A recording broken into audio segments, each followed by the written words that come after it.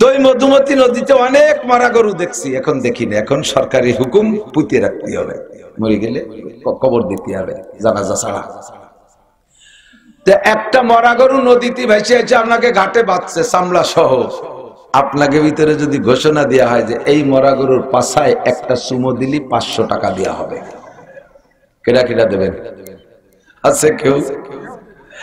কেউ দেবে না। মরা গরুর পাছায় কেউ চুমো দেয়?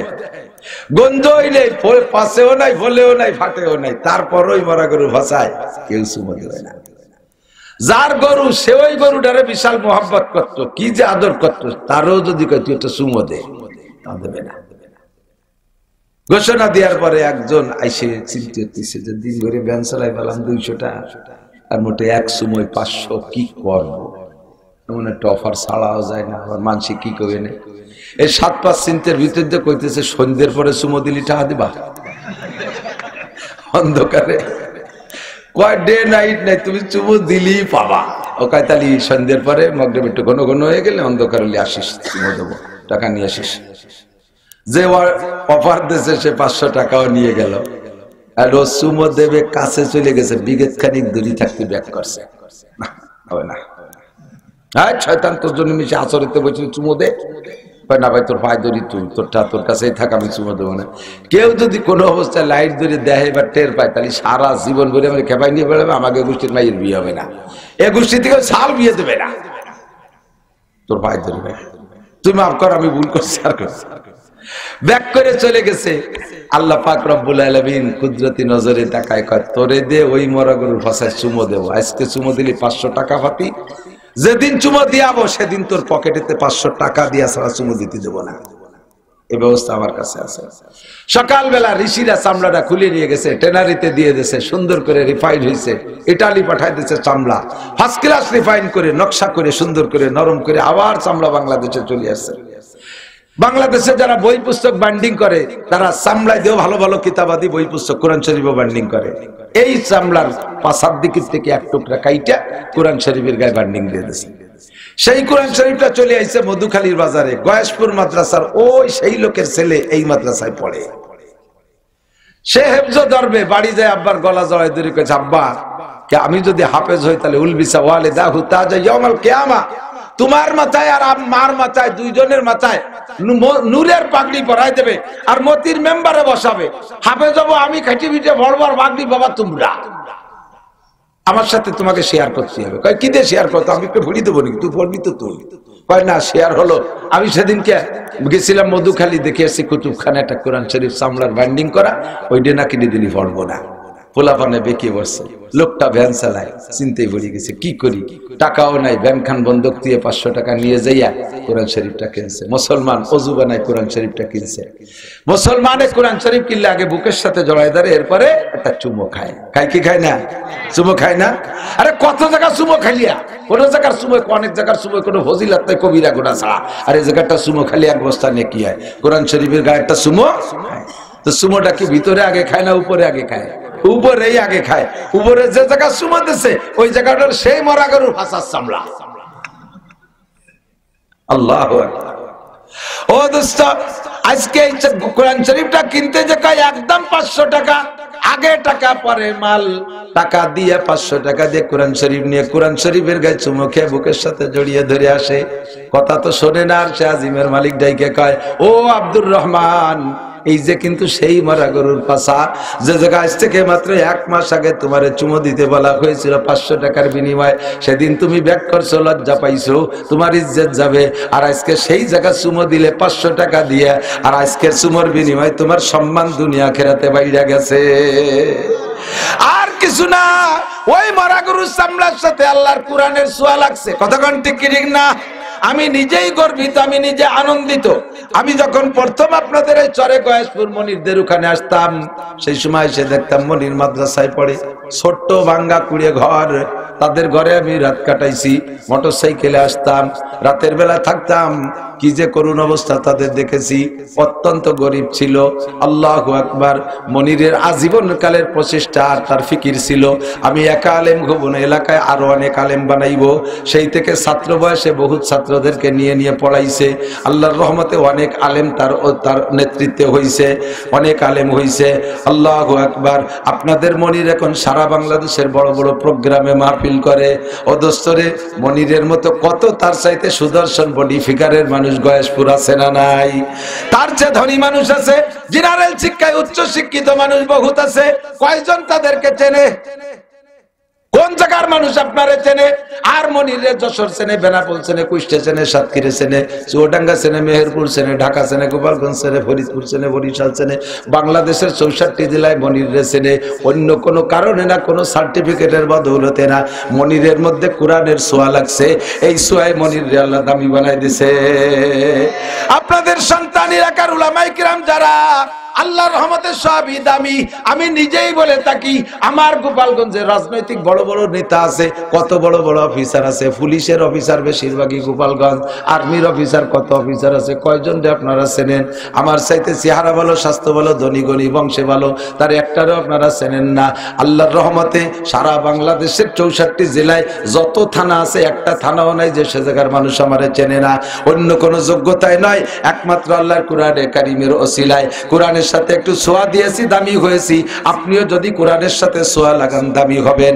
ও দোস্ত, এই গয়েশপুর গ্রামে কলেজ হতে পারে, বিশ্ববিদ্যালয় হতে পারে, হাই স্কুল থাকতে পারে, প্রাইমারি থাকতে পারে, ডাক্তার থাকতে পারে, ইঞ্জিনিয়ার থাকতে পারে, বিজ্ঞানী থাকতে পারে, শিল্পপতি থাকতে পারে, কোটিপতি থাকতে পারে, রাষ্ট্রপতির যদি বসবাস হয়, তবু ওই গ্রামে অতটা তাড়াতাড়ি বিশ্বের কাছে পরিচিত করতে পারবেন না। আল্লাহর কোরআনের প্রতিষ্ঠান মাদ্রাসার ওসিলায় যত তাড়াতাড়ি জাতির কাছে পরিচিত করতে পারবেন। এই যে দেখতেছেন ক্যামেরা লাগানো, এক্ষুনি সারা পৃথিবীর যত দেশে বাঙালি থাকে, সব বাঙালিরা দিন রাত মিলাইয়া আমার ওয়াজের টাইম নিতে তারা লক্ষ্য করে তারা এই লাইনের দিকে বসে থাকে। এখনই তারা বিদেশ থেকে ওয়াজ শুনতেছে, আগামীকাল এরা এটাকে কমপ্লিট করে ছেড়ে দেবে। এদিকে জাপান চলে যাবে গয়েশপুরের নাম, ওদিকে আমেরিকা চলে যাবে গয়েশপুরের নাম। অন্য কোনো মাধ্যমে না, একমাত্র আল্লাহর কোরআনের ঘর মাদ্রাসার ওসিলায়। স্বীকার করবেন না? জোরে বলেন ঠিক কিনা? আরো জোরে। সমর্থনে আছেন? আমি আল্লাহর কোরআন পড়ে জিতছি। আমি ডাক্তার, ইঞ্জিনিয়ার, বিজ্ঞানী হইলে এই পরিমাণ পরিচিতি পাইতাম না, এত ভালোবাসা পাইতাম না।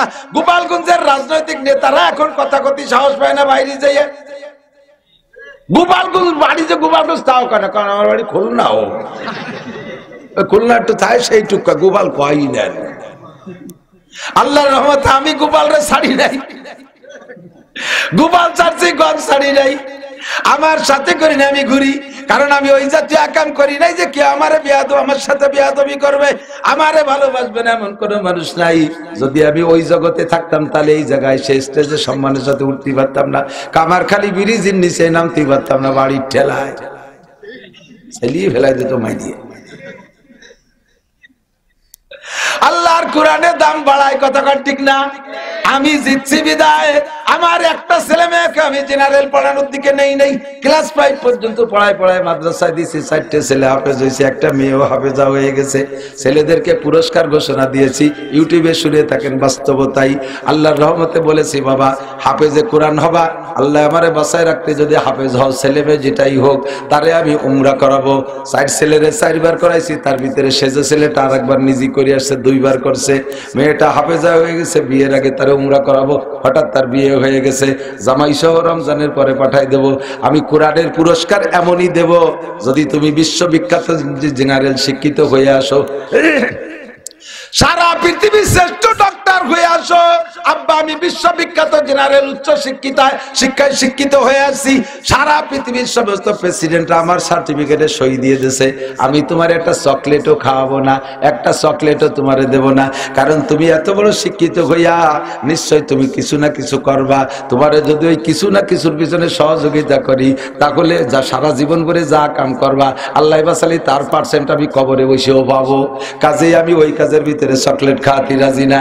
আমার ছেলেরা হাফেজ হইছে দামি, ওই এলাকার যে এলাকায় থেকে হাফেজ হইছে দুটি হাফেজ, একটা হাফেজ হইছে ঢাকার থেকে।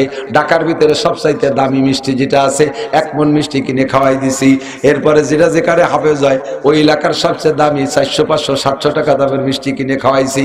কারণ আমার একটা বুঝ, আমি নিজে হাফেজ হইতে পারি নাই, আমি নিজে হাফেজ হইতে পারি নাই। আমার কারণে আমার আব্বা মা নূরের পাগড়ি পাবে না। আমার আর 3 ভাই হাফেজ, তাদের কারণে আমার আব্বা মা নূরের পাগড়ি মতির মেম্বার পাইবে, কিন্তু আমি হাফেজ না বিদায় আমি ওর থেকে বঞ্চিত। আল্লাহু আকবার। আমার 5টা ছেলে মেয়ে হাফেজ হয়ে গেছে, আমি 5টা পাগড়ি পাবো, ওর মাও 5টা পাবে। আমরা দুইজনে ঘুরিয়ে বসবো ইনশাআল্লাহ, পাল্টায় একবারে চেয়ার একবার ওসিয়ারে। যেই ছেলে মেয়েরা আমারে এত বড় পুরস্কার কামাই করে দিল, তাকে আমি কেন দেব না, কেন দেব না? এই যে যারা হাফেজ হয়েছে তাদের আব্বাদের যদি তৌফিক থাকে, কয়জন? 8 জন নাকি 10 জন ছেলে হাফেজ হয়েছে, তাদের আব্বাদের যদি তৌফিক থাকে আপনারা ছেলেদের উপযুক্ত পুরস্কার দেবেন, আর তাদেরকে যে উস্তাদরা দিয়ে হাফেজ বানাই দিয়েছে তাদেরকে সাধ্য অনুযায়ী হাদিয়া দেবেন। আমার ছেলেরা যেখান থেকে হাফেজ হয়েছে একেবারে পুরো মাদ্রাসার স্টাফ ধরে ওই বাজারে সবচেয়ে দামি কাপড় দিয়ে জামা পাগড়ি পায়জামা বানাই দিছি। আর বড় হাফেজ সাহেবকে আমি একেবারে কি ওই যে ওয়াশিং মেশিন, কাপড় ধোয়া ওয়াশিং মেশিন দিয়ে দিছি। আমার ছেলেদের হাফেজ বানাই দিছে, এত বড় পুরস্কার কামাই করার সুযোগ আমারে দিয়ে দিছে। তারে আমি ঋণ শোধ হবো কি দিয়ে? ভারতের দারুল উলুম দেওবান মাদ্রাসার 50 বছরের মুহতামিম কারি তৈয়ব সাহেব রহমাতুল্লাহ আলাইহি, উনি দেওবান মাদ্রাসায় যখন পড়ে, মক্তবে যখন কোরআন শরীফ ধরছে, সেই সময় কোরআন শরীফ ধরার বিনিময়ে ওনার আব্বা দেওবান বাজারের সবচেয়ে বড় গরুটা কিনে জবাই করে উস্তাদদেরকে খাওয়াই দিছে। আমার ছেলেরে আল্লাহর কোরআন হাতে ধরাই দিছি। উরি কপাল, আমার নবীর মাধ্যমে এই কোরআন আসছে, গারে হেরায় থেকে আমার নবীর হাতেই কোরআন আসছে। 40 দিন ইন্তেকাল করে আমার নবী এই কোরআন পাইছে। আল্লাহু আকবার। এই কোরআনের সাথে সোয়া লেগে মক্কা মদিনা দামি হইছে, সেই কোরআন আমার ছেলের হাতে দিছে। কি দিয়ে খুশি ব্যক্ত করবে? গরু জবাই দিয়ে খাওয়াই দিছে। আর যেমন শুকর আদায় করছে আল্লাহ প্রতিদানও সেমন দিছে। ওই ছেলে বড় আলেম হইয়া দেশেই দেওবান মাদ্রাসার 50 বছরের মুহতামিম। বলবেন না সুবহানাল্লাহ? আর আমরা ছেলে মেয়ে কোরআন শরীফ ধরলে কি এরি?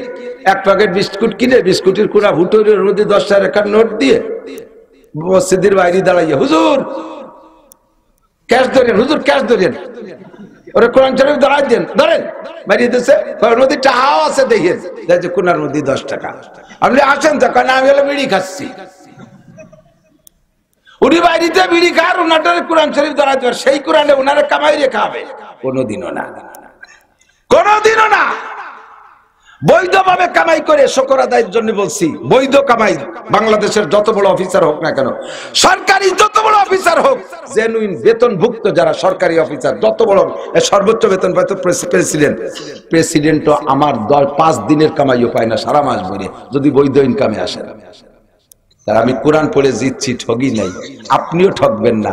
মহল্লার ভিতরে যেই মহিলারা কোরআন শরীফ পড়তে পারে, যে মহিলারা পারে না তাদের বাচ্চারা কান্নাকাটি করলে দেখবেন ওই কোরআন পড়নেওয়ালি মহিলার কাছে নিয়ে যে আপা একটু ফু দেন, আপা একটু জ্বালিয়ে দেন, আপা একটু দেন, ওই মহিলাটার আলাদা সম্মান থাকে। ঠিক কি ঠিক না? স্কুলে 5 জন মাস্টার আছে, যেই মাস্টারটা কোরআন পড়তে পারে বাকি বেকুরআনে 4 জন মাস্টার তাকে শ্রদ্ধা করে। এটা কোরআনের বদৌলতে, কোরআনের ওসিলায়। আপনিও কোরআন পড়েন। আল্লাহ রাসূল বলেন খায়রুকুম মান তাআল্লামাল কুরআন ওয়া আল্লামা। আল্লাহর নবী বলেন এই তোমাদের মধ্যে হাফেজ সাহেব সবচাইতে দামি, মাওলানা সাহেব সবচেয়ে দামি, মুহাদ্দিস সাহেব সবচেয়ে দামি। আল্লাহ রাসূল বলেন খায়রুকুম, তোমাদের মধ্যে সবচেয়ে ভালো, তোমাদের মধ্যে সবচেয়ে ভালো মান তাআল্লামাল কুরআন ওয়া আল্লামা, যে ব্যক্তি কোরআন পড়ে আর কোরআন পড়ায় ওই ব্যক্তি দামি। মূর্খ কৃষক জেনারেল লেখাপড়া জানে না, উনি যদি কোরআন পড়নেওয়ালা হয় আল্লাহর কাছে একজন ডিসিএসপি ওসিটিওনো একজন সচিবের চাইতে ওই লোকটার দাম আল্লাহর কাছে বেশি। কথা বলেন ঠিক কি ঠিক না? কাজেই আমি কোরআন পড়ে নিজেকে দামি বানাইবো, সন্তানদেরকে দামি বানাবো। পাশাপাশি একটা কথা শুনে নেই, এই এলাকার মানুষ সার্টিফিকেটের ভক্ত।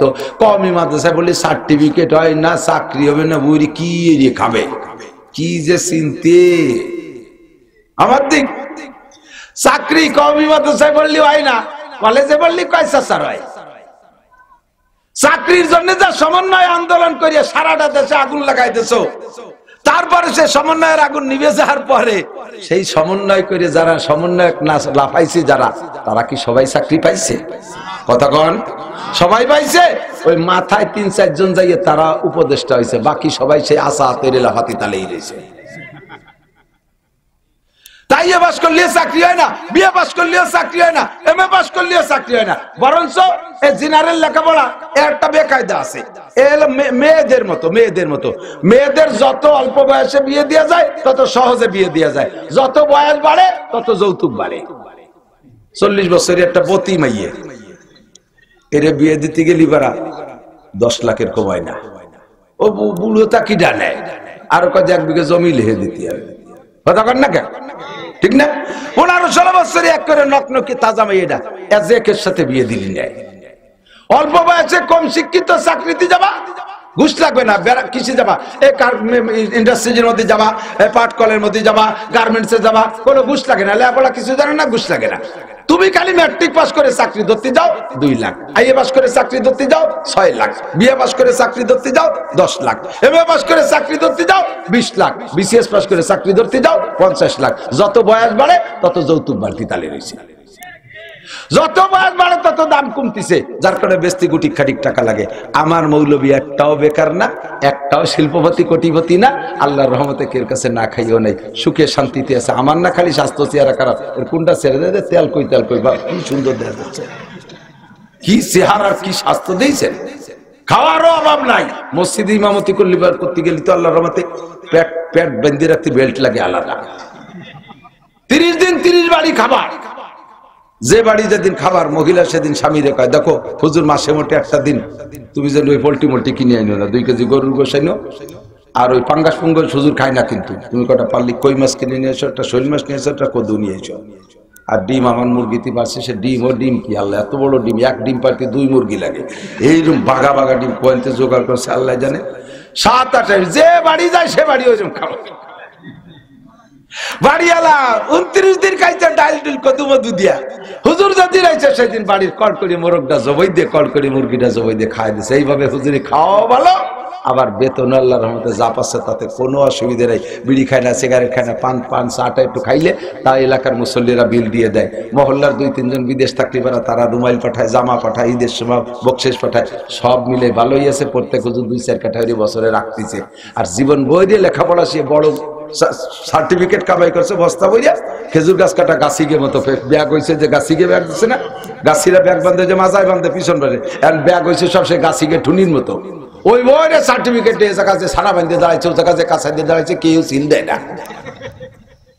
তাই অবলীয় চাকরি হয় না, অবলীয় চাকরি হয় না। বাকি অবলীয় দুনিয়া হতে পারে কিছু, কিন্তু আখেরাত শূন্য। আর অবলীয় দুনিয়া কম হইলে আখেরাতে পূর্ণ। কথা বলেন ঠিক ঠিক না? ফাইরুকুম মান তাআল্লামাল কুরআন ওয়া আল্লামা। ভুল বুঝবেন না বাজান, ভুল বুঝবেন না। পড়তে দেবেন তাও ভালো ডারে দেবেন, একবারে যেটা মেধাবী সেই ডারে দেবেন।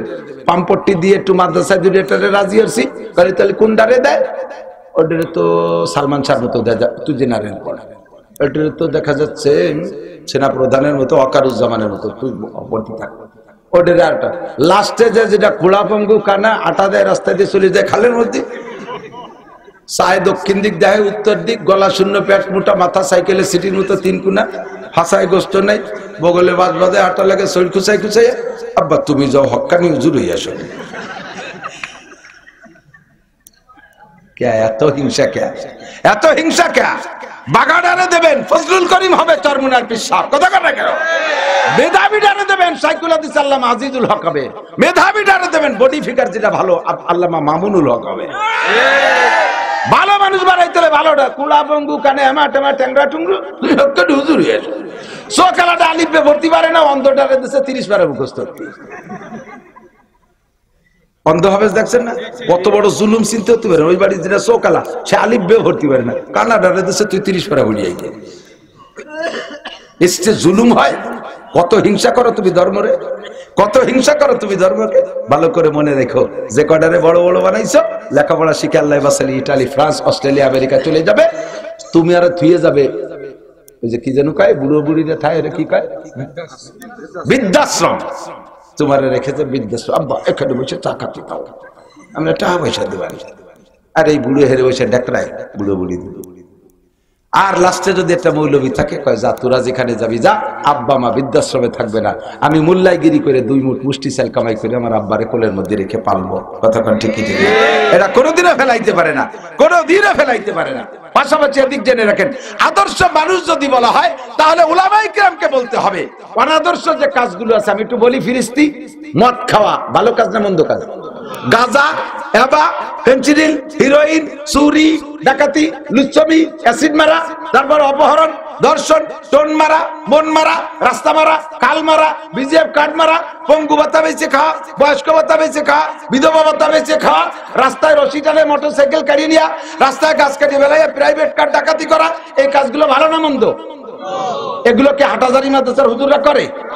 গয়েশপুর মাদ্রাসার ছাত্ররা করে? কারা করে? তারা করে। কারা? তারা টুকান না, কারা? তারা তারা তারা জাগে বস্তা ভরে সার্টিফিকেট, আবার নাম দেশে শিক্ষা জাতির মেরুদণ্ড। কোন শিক্ষা জাতির মেরুদণ্ড দুদু?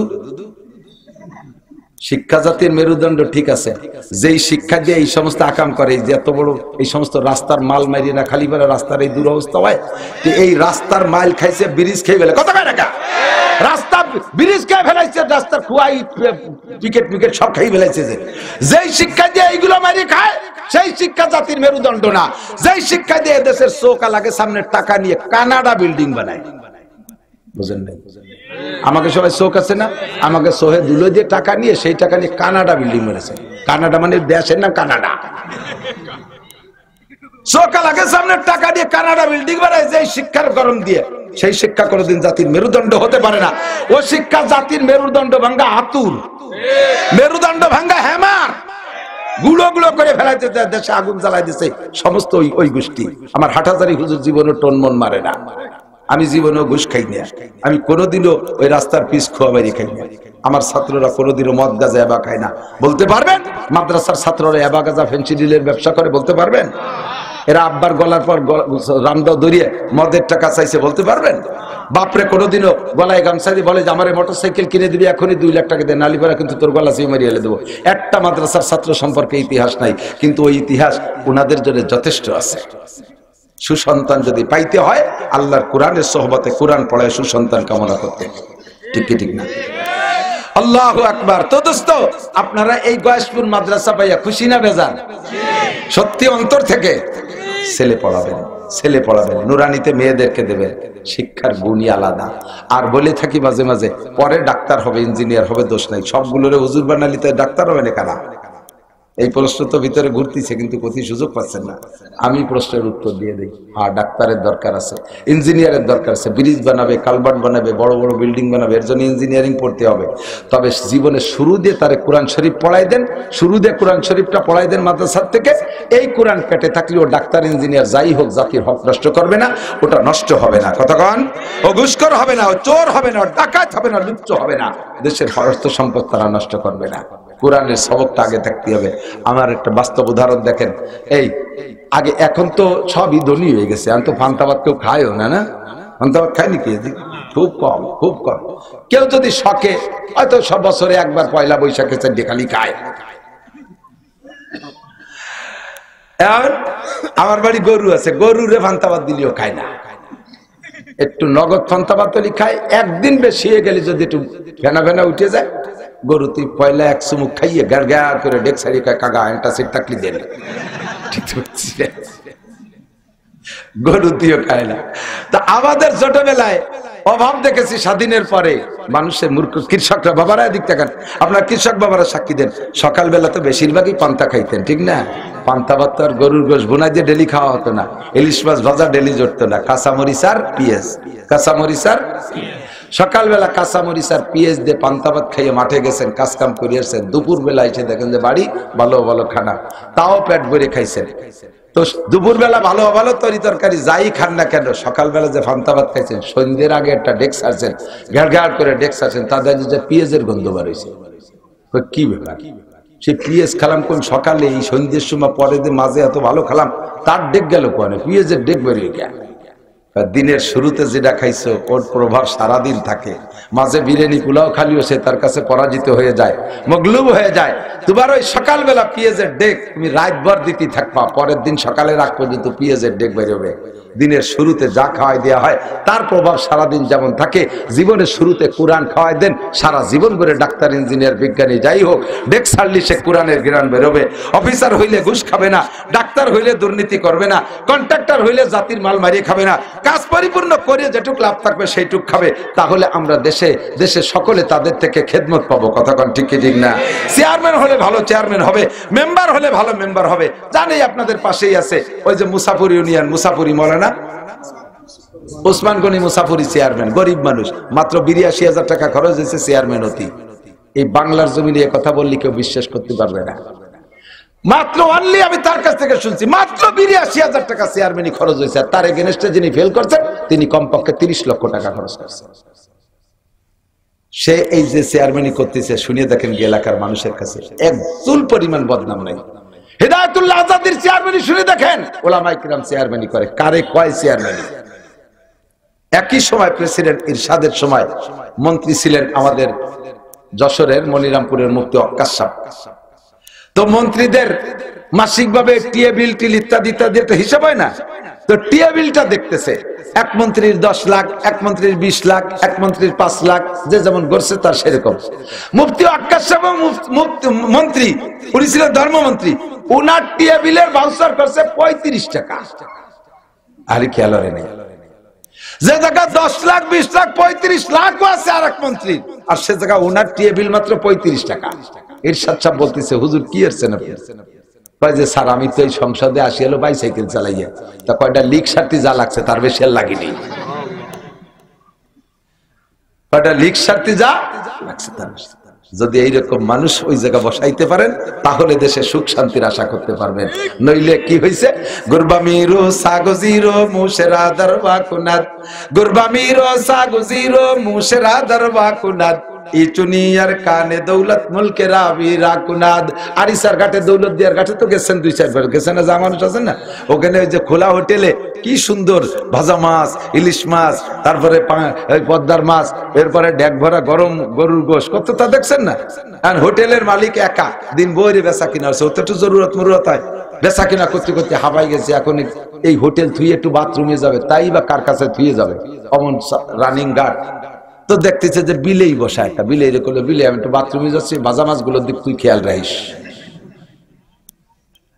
গোশের আড়ির দায়িত্ব দেবে কারে দেয়? কুত্তারটাই বসে মুরাকাবা করতেছে, ওরা ডেকে করলে তুই গোশের আড়ির দিক খেয়াল রাখিস। চাউলির বস্তা, আটার বস্তা বড় বড় দুই দূর আছে, তুরাই দূরের দিক লক্ষ্য রয়েছে, আমি একটু বাথরুমিতে আসি। উনি ঘন্টা খানিক বাথরুমিতে কাটায় আসতে এবার আইসে কি পাবে কোনটা? বিলেতে থাল ধরে নিয়ে গেছে, ভাজা আছে কুত্তায় গোছের হাড়ি ধরে নিয়ে গেছে, ইন্দুরি আন্ডারগ্রাউন্ডে বাংকার খুঁজে সে বস্তার তল দিয়ে হুটো দিয়ে দেখতে পারে নিয়ে গেছে, টানেল দিয়ে বারে নিয়ে এসে গেছে। কোন সরকার প্রশংসা কামাই করতে পারবে না, কিচ্ছু পারবে না। প্রত্যেক সরকারের মূল যিনি থাকেন তিনি অতটা খারাপ না, যত খারাপ আমরা বলবো অত খারাপ না, কিন্তু তার অধীনস্থে এইরকম বিলে এরকম কুত্তা আর এরকম ইঁদুর লেগে রয়েছে শত শত, যার কারণে গোশের হাড়ি ধরে নিয়ে যায়, বাঁচা মাছের প্লেট ধরে নিয়ে যায়, আর বস্তার থেকে আন্ডারগ্রাউন্ডে সব চুরি করে নিয়ে যায়। ঠিক না? এই বিপদ থেকে যদি বাঁচতে হয় তাহলে ওই গোষ্ঠীর হাত থেকে ছুটাইতে হবে। দলমত নির্বিশেষে যদি এই সিদ্ধান্ত কোরআন এবং সুন্নাহকে সামনে রেখে যদি দেশকে পরিচালনা করে, তাহলে আওয়ামী লীগও যদি করে তাহলে সে প্রশংসিত হবে, বিএনপি করলে সে প্রশংসিত হবে, জাতীয় পার্টি করলে সেও সুন্দর হবে। যদি কোরআন সুন্নাহকে বাদ দিয়ে কেউ দেশকে নিজের কায়দায় আর এই পশ্চিমা গডফাদারদের পাছাটা হইয়া দেশ চালাইতে যায়, জীবনে কোনোদিন সুনাম কামাই করতে পারবে না, আল্লাহর রহমত আসবে না, জমিনের থেকে বরকত আসবে না। কথা বলেন ঠিক ঠিক না? আল্লাহ তাআলা যদি এমন একটা সুযোগ আমাদেরকে দেন, তাহলে আপনি কি কোরআন আর হাদিসে একটা একটা ভোট দেবেন? কারা কারা কোরআন আর হাদিসকে ভোট দেবেন? ইনশাআল্লাহ দেবেন, ইনশাআল্লাহ। আল্লাহ যেন কবুল করে, বলেন আমিন। শুধু আপনাদের কাছে দোয়া চাই, এই ভোট যদি ৩ মৌলবী ১৩ দল হয় তা ভোট দেবো কারে? এটা আর এক জ্বালা রয়েছে। ৩ মৌলবী ১৩ দল, মামুন চাবাইছে একদিক দিয়ে চাই, উনি জাতি না জাতি চরমুনা হুজুর আছে আর এক দিক দিয়ে চাই, হুজুর তো দুইটাই কম না, কারে দেব? তাহলে ওই দিয়ে দরকার নাই, নৌকো দানে শেষি মেরে দিই, তাই তো করবে না? কে সব হুজুর মিলে একই আছেন। ডাক্তার শফিক সাহেব জামাত ইসলামের আমির, উনি আলাদা আইছেন, তেনারও তো ভালোই দেয়া যায়। তাহলে কোন দলে ভোট দেবো? ৩ মৌলবী ১৩ দল, তাই দিয়ে দরকার নেই, ভোট দেবো নৌকো দানের শেষ। লাস্টে আমরা ছাগলের 3 নম্বর বাচ্চা ফালাই টালাইয়া বান ভাগে পাবো না, ভিজে ভিতরে দিয়ে চলে যাবো, ফাঁসা শু হয়ে যাবে। যে দুটো বান ভাগে পায় না পিছনেতে, ওরা ওকে ফাঁসাই কি বসতে হয় নাকি? যে দুটো খাইছে তারা খেয়ে দিয়ে মোটা হয়ে কানাডায় বিল্ডিং বানাবে, আর আমাকে ভাষা শু হয়ে যাবে, আমরা কানাডায় থাকবো দেশে। একটু দোয়া চাই যাতে হুজুররা এক হয়ে আসতে পারে, বলেন আমিন। আপনারা রাজি আছেন তো? রাজি আছেন তো? আল্লাহ কবুল করুক, বলেন আমিন। আরেকটা আয়াত করছি, একটু বলে দেই। ইন তাজতানিবু কাবাইরা মা তুনহাউনা আনহু নুকাফির আনকুম সাইয়্যাতিকুম ওয়া নুদখিলকুম মুদখালান কারীমা। আল্লাহ পাক বলেন, হে দুনিয়ার মানুষ, সম্মানের সাথে যদি আমার দিক সম্মানের সাথে যদি জান্নাতে যাইতে চাও, মুদখালান কারীমা, এর মানে হলো সম্মানী প্রবেশ। একই জায়গায় প্রবেশ দুইজনে দুই রকম করে। একজনকে কোলে কইরা ফুলের মালা গলায় দিয়ে ঢুকোয়, সাথে সাথে আর একজন গলা ধাক্কাতি ধাক্কাতি তার ওর মধ্যে নেয়। দুইজনের ঢোকা কিন্তু একরকম না, একই রুমের মধ্যে দুই রকম ঢোকা হয়। আল্লাহু আকবার। আল্লাহ পাক বলেন, জান্নাতের মধ্যে তোমাকে ঢুকানো হবে মুদখালান কারীমা, সম্মানিত প্রবেশ পাইবা তুমি। শর্ত হলো ইনতাজতানিবু কাবায়ের, যত কবিরা গুনাহগুলো আছে যদি তুমি ছেড়ে দিতে পারো, যত কবিরা গুনাহ আছে ছেড়ে দিতে পারো, নুকাফির আনকুম সাইয়্যাতিকুম, তোমার জীবনের সমস্ত সগীরা গুনাহ আমি আল্লাহ তাআলা বিনা তওবায় ক্ষমা করে দেব। এ মুসলমান, আমার দিক তাকাও, কবিরা গুনাহ ছেড়ে দাও। কবিরা গুনাহ যত আছে, এক নম্বরে শিরকি গুনাহ করব না, আল্লাহর সাথে তার সিফাতের সাথে তার জাতের সাথে কেউরে শরীক করব না। ছেলে দেয় আল্লাহ, মেয়ে দেয় আল্লাহ, খাওয়ায় আল্লাহ, পড়ায় আল্লাহ, বাঁচায় আল্লাহ, মারে আল্লাহ, সম্পদ দেয় আল্লাহ, গরিব বানায় আল্লাহ, চেয়ারম্যান বানায় আল্লাহ, কেড়ে নেয় আল্লাহ। সবকিছু কার পর সুপর্দ করতে হবে? আল্লাহর কাছে। পীর সাহেব কিছু করতে পারে না, পীরে ছেলে দিতে পারে না, কথা কান না কেন? খাজা বাবা কিছু দিতে পারে না। মহিলারা বাবার দরবারে মান্নতের গুরু, হারাই গেছে মুরগি, মুরগিটা ডিম পাড়ে, মুরগি হারাই গেছে, কাঁদতে কাঁদতে মুরগিটা বলে এটা খাসি কুরবানি দেবো। মুরগির দাম কয় টাকা, খাসির দাম কয়টা মনে নাই, মান্নতের সময় মানিয়ে ফেলেছে। বিপদে পড়ছে, কয় এ বাবার দরবারে ছাগল দেব। আল্লাহ কয় তোর বাবার মতো ছাগল নাই, তুই তার কাছে এবার ছাগল দাও কে? ও তো ফাটা, দাড়ি মজতে দেখ ফাটা হয়ে গেছে। খাজা বাবার কোনো ক্ষমতা নাই, পীরের কোনো ক্ষমতা নাই, জিন্দা পীরেরও ক্ষমতা নাই, মুর্দা পীরেরও ক্ষমতা নাই। কতক্ষণ শিরিক থেকে মুক্ত থাকবেন। কোন বাবার দরবারে, খাজার দরবারে, মাজারে যাবেন না। এমনকি রসুলের দরবারে মান্নত করাও শিরিক। আল্লাহ নবীর নামে মান্নত করলে মুশরিক হয়ে যাবেন। মসজিদের মাদ্রাসার নামে মান্নত করলে মুশরিক হয়ে যাবেন। কোন পীরের দরবারে মান্নত চলবে না। একমাত্র বিশ্বাস রাখবেন, মানতে হলে কিছু আল্লাহর নামে মান্নত হবে। মান্নত হবে আল্লাহর নামে, দান করব আল্লাহর নামে, নামাজ পড়বো আল্লাহর নামে, রোজা রাখবো আল্লাহর নামে। আল্লাহ কয় ওয়ালা ইউশরিক বিইবাদাতি রাব্বিহি আহাদা, তুমি কোন ইবাদতের ব্যাপারে রবের সাথে কেউ শিরিক করবা না। তার মানে যে কাজ করবা, ওমা উমিরু ইল্লা লিয়াবুদুল্লাহ মুখলিসিনা লাহুদ্দিন, ইখলাসের সাথে আল্লাহর নামে ইবাদত করবা, দান করবা আল্লাহর নামে। দানের পর মারহাবা কামনা করবা না, আমি এত টাকা দিলাম আমার নামটা কইল না, মারহাবা দিল না। তাহলে এই মারহাবার লোভে যদি করেন, আপনি শিরক মুশরিক হয়ে গেছেন। ইবাদতের মধ্যে শিরিক ঢুকে গেছে, এক পয়সার অনেকই পাবেন না। মসজিদ করে দিয়েও জায়গার নাম নেম প্লেট লাগবেন না, মাদ্রাসা করে দিয়ে জায়গার নাম জায়গারও জায়গা যাইয়া আপনিও জায়গার নিজের নামটা বসানোর চেষ্টা করবেন না। দিয়ে দিছি তো দিছি আল্লাহর রাস্তায়, প্রতিদান পাবো আখিরাতে যাইয়া। কথা বলেন ঠিক না? ওয়ালা ইউশরিক বিইবাদাতি রাব্বিহি আহাদা। এক নম্বরে শিরকি গুনাহ করব না, দুই নম্বরে কুফরি গুনাহ করব না। কুফরি হলো আল্লাহর নিয়ামতের শুকর না করার নাম কুফরি। আমারে ছেলে মেয়ে ভালো দেশে কে? বলেন আলহামদুলিল্লাহ। আমার টিউবওয়েলে ভালো পানি দেশে কে? ভাই আমি পাইপ না পুতলি, আল্লাহ আমারে বাড়ি খাওয়াই দিয়ে যেত। আল্লাহ কয় তোমার চাইতে বেশি পাইপ পুতা লাগে, টিউবওয়েলের পানি ছাগলের সেনার মতো লাল, তোমার ডারে এত সুন্দর নদীর পানির মতো বানাইছি। এটা তোমার টিউবওয়েলের পাইপের কারামতি না, এটা আমি আল্লাহর রহমতের বরকত। ভালো পানি হইছে টিউবওয়েলে, আলহামদুলিল্লাহ। ছেলে মেয়ে ভালো লেখাপড়া করছে, বলেন আলহামদুলিল্লাহ। এ জায়গা নিজের কোনো ক্রেডিট জানবেন না। জমিনে ভালো ফসল ফলছে, আমি ফলাইছি, সার ওষুধ দিছি, পানি দিছি, তাই হয়েছে, এ বললে আল্লাহ বড় কষ্ট পায়। আল্লাহ কয় তোমার চাইতে বেশি দিয়েছে যারা, তাকে আমি ফসল দেইনি, তুমি সামান্য দিছো তাও আমি দিছি। কাজে এই জায়গা তোমার কোনো হাত নাই, সর্বময় ক্ষমতার মালিককে। বলি আলহামদুলিল্লাহ। দুই নম্বরে কুফরি গুনাহ করব না, তিন নম্বরে বেদাত করব না। বহু বেদাতের মধ্যে আছেন, যারা বেদাতের মধ্যে আছেন, বেদাতের এমন একটা স্বভাব আছে যে বেদাত বিদাত করে তারে যদি বিদাত ছাড়তে বলা হয়, ওই লোকটার এমন ভাবে ক্ষিপ্ত হয়ে যায়, আমার পীর করে আইছে, তুমি আবার কোন জায়গাতে আসলে, আমরা জীবন ভরে এই সিলসিলাই করি, তুমি আবার কোন জায়গাতে আসলে। এই স্বভাবটা বাদ দিতে হবে বাবা। পীর সাহেব করুক আর কোনো কেউ করুক, ওগুলো আমার দলিল না। কোরআন আর হাদিসে যদি আমার বেদাত চোখে আঙ্গুল দিয়ে ধরায় দেয়, আমি বেদাত ছাড়তে জন্য প্রস্তুত থাকবো। কতক্ষণ রাজি আছেন না? ইনশাআল্লাহ। আপনাদের দূরে যাওয়া লাগবে না, আপনাদের মনির, আপনাদের মাদ্রাসার শিক্ষকরা, উলামায়ে কেরাম আল্লাহর রহমতে সহিহ কোরআন হাদিস জানে, তাদের কাছে শুনে শুনে বেদাত গুলো ছাড়বেন। গীবত করা বেদাত, কবিরা গুনাহ। মিথ্যা অপবাদ দেওয়া কবিরা গুনাহ। মিথ্যা কথা বলা কবিরা গুনাহ। জিনা করা কবিরা গুনাহ। আলটালা কবিরা গুনাহ। জাল দলিল কবিরা গুনাহ। সর দখল করা, পরের জমি দখল করা কবিরা গুনাহ। পরের জমি কাইটে আনা কবিরা গুনাহ। চুরি ডাকাতি কবিরা গুনাহ। দাড়ি কাটা কবিরা গুনাহ। বিড়ি সিগারেট কবিরা গুনাহ। বেপরদা করা কবিরা গুনাহ। টাকনুসিয়া পুরুষরা প্যান্ট পাজামা লুঙ্গি পরা কবিরা গুনাহ। এই সব কবিরা গুনাহ থেকে যদি বাঁচতে পারেন, আল্লাহ কয় নুকাফির আনকুম সাইয়্যাতিকুম, তোমার জীবনের সব সগীরা গুনাহ আমি বিনা তওবায় মাফ করে দেব।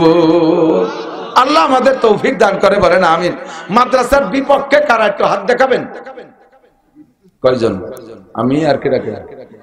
ও তোরা দুজন বিপক্ষে? বিপক্ষে বোঝো, স্কুলে পড়িস না? ওরা আমার সাথে উঁচু হয়েই রয়েছে। আমি এক জায়গায় কইছি মাদ্রাসায়, আপনারা মাদ্রাসার বিপক্ষে কারা? কেউ আতুট হয়নি। আমার ফাঁসে মোহতাম সাহেব আতুট হয়েছে, মানে উনি হলো ঘুমাচ্ছিল, তা আতুট হতে কইছে, আতুট চলছে, বিপক্ষে আর পক্ষে শোনে নাই, ঠয়ে দাঁড়িয়ে ঘুমাই রয়েছে। সবাই করে যদি একটাও দেবে না, মোহতামে বিপক্ষে। পক্ষে কারা একটা আল্লাহকে হাত দেখাবেন। আল্লাহ এই মাদ্রাসা কবুল করো, মাদ্রাসাকে দাওরা হাদিস পর্যন্ত পৌঁছায় দাও, আর কোন নদী ভাঙ্গন, ঝড় তুফান, আলাই বালাই যদি এরপর না আসে, বলেন আমিন। আল্লাহ উলামায়ে কেরামরা কবুল করো, আমাদেরকে সাথে থাকার তৌফিক দান করো, বলেন আমিন। পক্ষে থাকতে হলে কিছু পক্ষের কাজ করতে, শুধু